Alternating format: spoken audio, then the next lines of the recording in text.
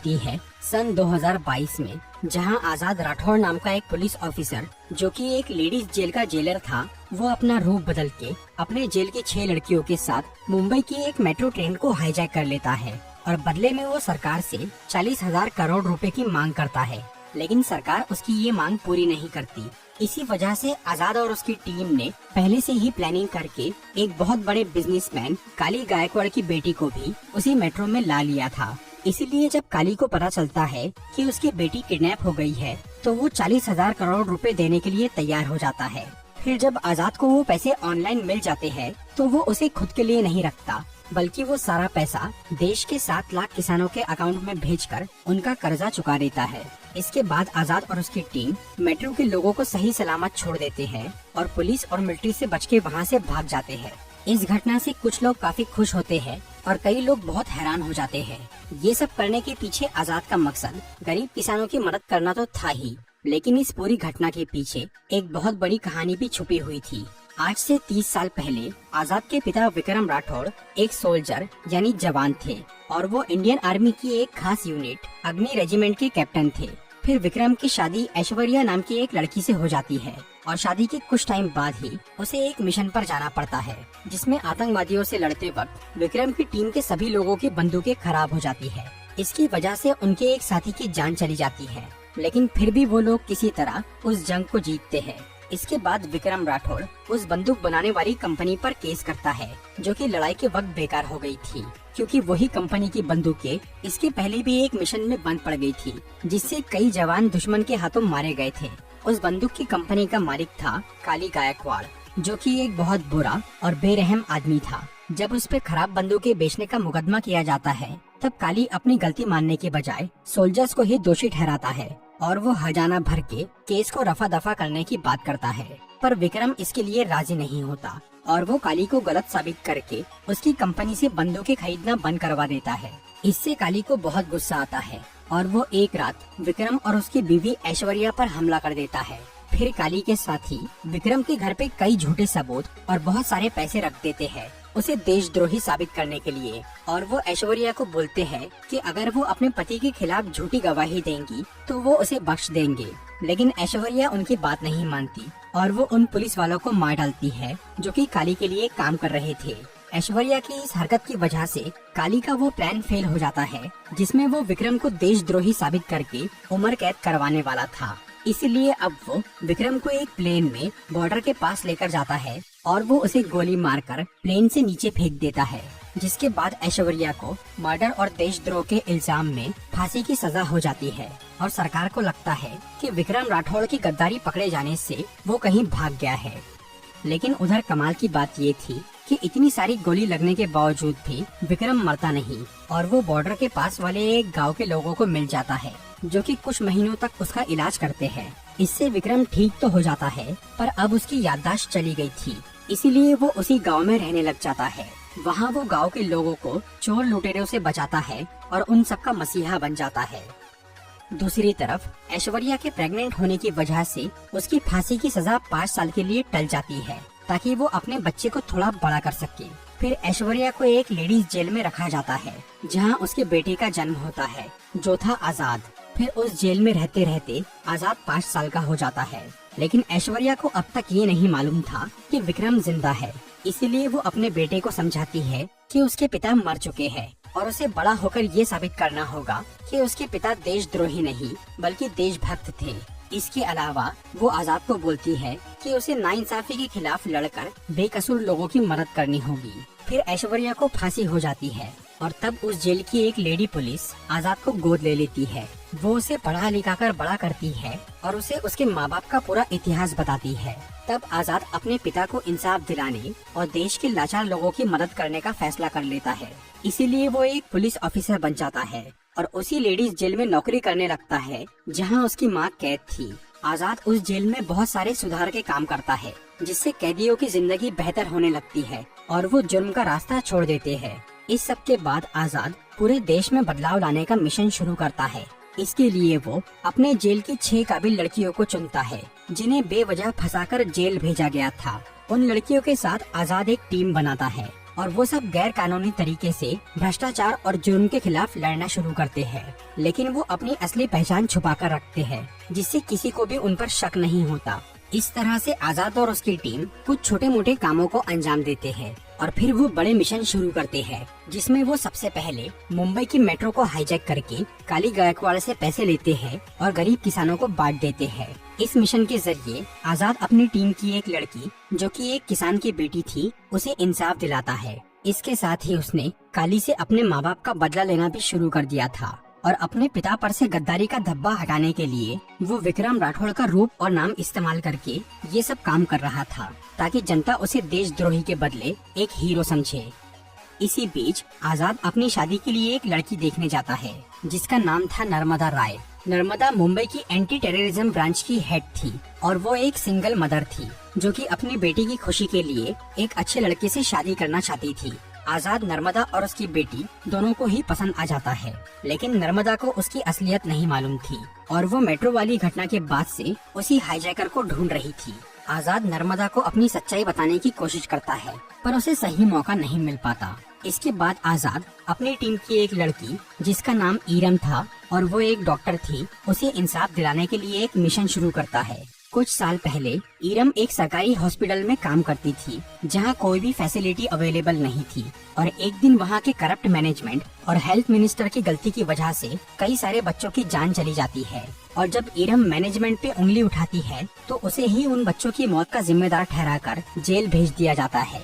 इसलिए अब इसके बदले में आजाद और उसकी टीम हेल्थ मिनिस्टर पे हमला करके उसे एक सरकारी हॉस्पिटल में किडनैप कर लेते हैं। वो हेल्थ मिनिस्टर काली गायकवाड़ का जीजाजी था, इसीलिए इस मामले से काली को एक और चोट पहुंचती है। फिर आजाद दोबारा विक्रम राठौड़ का रूप लेकर नर्मदा से बात करता है और वो हेल्थ मिनिस्टर की जान के बदले में सभी सरकारी हॉस्पिटल को ठीक करने बोलता है। इसके साथ ही वो हॉस्पिटल मैनेजमेंट को ईरम से माफी मांगने लगाता है। फिर जब उसकी सभी मांगे पूरी हो जाती है, तब आजाद और उसकी टीम हेल्थ मिनिस्टर को छोड़ के वहाँ से भागने की कोशिश करते हैं, लेकिन तभी नर्मदा और मिलिट्री वाले वहाँ आकर उन्हें घेर लेते हैं। तब आजाद उन सब से लड़के अपनी टीम को लेकर वहाँ से भाग जाता है, पर जाते वक्त नर्मदा को उसका नकाब मिल जाता है, जो कि उस नकाब की मदद से वो हाईजैकर का स्केच बनवाना शुरू करती है। दूसरी तरफ काली गायकवाड़ इस बात से परेशान था कि वो 2 बार उस हाईजैकर से हार चुका है, इसलिए अब वो इस लड़ाई को जीतने के लिए पॉलिटिकल पार्टी ज्वाइन करने का फैसला करता है, ताकि पूरा पावर उसके हाथ में आ जाए। इसी वजह से वो इलेक्शन में खड़ा होता है, लेकिन इलेक्शन जीतने के लिए उसे बहुत सारे पैसों की जरूरत थी और वो अभी हाल ही में अपनी बेटी को बचाने के लिए काफी सारे पैसे गवा चुका था। इसीलिए वो पैसों का इंतजाम करने के लिए रशिया जाता है और वहाँ वो बहुत सारे बड़े बिजनेसमैन के साथ मीटिंग करके उन्हें बोलता है कि वो लोग अपने गैर कानूनी धंधे इंडिया में कर सकते हैं, क्योंकि वो अपनी खुद की गवर्नमेंट बनाने वाला है, जिसके लिए उसे उन बिजनेसमैन के पैसों की जरूरत है। तब वहाँ एक माफिया गैंगस्टर काली को पैसे देने के लिए तैयार हो जाता है। इधर नर्मदा और आजाद की शादी हो जाती है, पर शादी के तुरंत बाद ही नर्मदा को उस हाईजैकर का स्केच मिल जाता है, जिससे उसे पता चल जाता है कि आजाद ही वो आदमी है, इसीलिए वो उसके खिलाफ हो जाती है। इसी दौरान काली के छोटे भाई मनीष को भी आजाद की असलियत पता चल जाती है, इसीलिए वो नर्मदा और आजाद को किडनैप करके उन्हें टॉर्चर करता है, क्योंकि मनीष को लग रहा था कि नर्मदा भी उसी के साथ मिली हुई है। उधर जैसे ही आजाद की टीम की लड़कियों को पता चलता है कि वो मुसीबत में है, तो वो सभी उसे बचाने पहुंच जाती है, लेकिन तभी वहाँ एक और आदमी आ जाता है और वो मनीष और उसके साथियों पे हमला कर देता है। ये आदमी था आजाद का पिता विक्रम राठौड़। विक्रम को यहाँ तक जूजू नाम का एक पुलिस वाला लेकर आया था, जो कि आजाद से मेट्रो में टकराया था। असल में ये पुलिस वाला उसी गांव का एक बच्चा था, जहां विक्रम याददाश्त जाने के बाद रुका था। जूजू ने 30 साल पहले विक्रम से ये वादा किया था कि वो बड़ा होने के बाद उसकी असली पहचान का पता लगाएगा। और जब जूजू ने उस मेट्रो वाली घटना के दौरान आजाद को देखा, तो उसे अपने गाँव में बसे उस मसीहा की याद आ गई। इसीलिए उसने तलाश करके ये पता लगाया कि वो आदमी मिलिट्री का जवान विक्रम राठौड़ है, जिसे गद्दार घोषित किया गया था। फिर जूजू ने विक्रम के 4 दोस्तों को जमा किया और वो उन्हें अपने गांव लेकर गया। हालांकि विक्रम की याददाश्त अब तक वापस नहीं आई थी, पर सभी घटनाओं को जोड़ने से उन सबको ये समझ में आ जाता है कि मुंबई में जो आदमी विक्रम राठौड़ के नाम से क्रांति कर रहा है, वो असल में विक्रम का बेटा है। तब जूजू और बाकी सब लोग मुंबई पहुंच जाते हैं और विक्रम उस अड्डे पर चला जाता है जहां आजाद और नर्मदा को कैद किया गया था। वहाँ विक्रम सभी गुंडों और काली के भाई मनीष को मार डालता है और आजाद को वहाँ से निकाल लेता है। दूसरी तरफ नर्मदा वापस अपनी ड्यूटी पर लौट जाती है। उसे अब आजाद की असलियत पता चल गई थी, इसीलिए वो उससे बहुत नाराज थी और वो उसे गिरफ्तार करना चाह रही थी, पर उन्हें ये नहीं मालूम था कि आजाद अभी है कहाँ। लेकिन नर्मदा को ये पता चल गया था कि आजाद की टीम की 6 लड़कियाँ उसी जेल में रहती है जहाँ वो नौकरी करता है। इसीलिए नर्मदा उनसे आजाद की लोकेशन जानने के लिए कैदी बनकर उस जेल में पहुँच जाती है। वहाँ वो उन लड़कियों को इमोशनल करके उन्हें अपने साइड करने की कोशिश करती है। तब वो लड़कियाँ नर्मदा को आजाद और उसके माँ बाप की पूरी कहानी बताती है, जिससे नर्मदा भी आजाद के पक्ष में आ जाती है। लेकिन इसी दौरान नर्मदा का असिस्टेंट ईरानी, जो कि असल में काली के लिए काम करता था, वो भी उन लड़कियों की बातें सुनकर आजाद की पूरी असलियत जान लेता है और फिर वो काली को भी इस बारे में बता देता है। उधर काली अपने भाई की मौत से बहुत गुस्सा था, इसीलिए वो ईरानी को बोलता है कि वो नर्मदा और उन 6 लड़कियों को मार दे। फिर जब ईरानी उन सबको मारने ही वाला होता है, तभी आजाद, विक्रम और उनके दोस्त उस जेल में पहुंच जाते हैं और वो ईरानी और उसके साथियों को मार देते हैं।